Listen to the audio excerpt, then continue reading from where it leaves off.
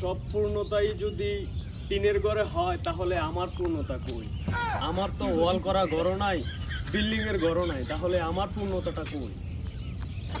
এইদিকে দেখি বয়স মাত্র 11, সে হচ্ছে হারিয়ে গেছে। বাবা মা পোস্ট করছে ফেসবুকে, সোশ্যাল মিডিয়াতে পোস্ট করছে যে আমার 11 বছরের মেয়েটা হারিয়ে গেছে।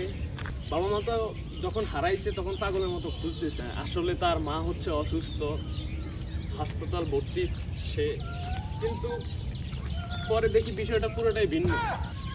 সে আসলে হারায় নাই, সে হচ্ছে তার বয়ফ্রেন্ডের সাথে পালিয়ে গেছে, বুঝছো? ও সরি, বয়ফ্রেন্ড না, এটা হচ্ছে বয়ফ্রেন্ডের সাথে পালিয়ে গেছে। সে হচ্ছে টিকটকার, ওই টিকটকার, ওখান থেকেই হচ্ছে তাদের পরিচয়।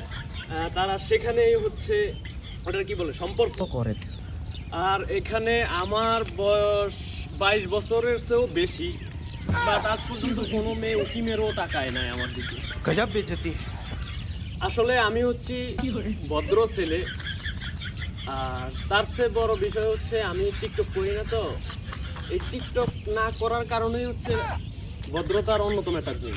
अबे साले। আমার এই ভিডিও দেখে যদি লাগে আপনার ভালো, তাহলে আপনি হবেন সমাজের আলো। ছন্দনাথ কবিন অনিষ্ট ফাঁসি, আমি আপনাকে অনেক বেশি ভালোবাসি, अबे साले। এটাই বাস্তব। गजब बेइज्जती।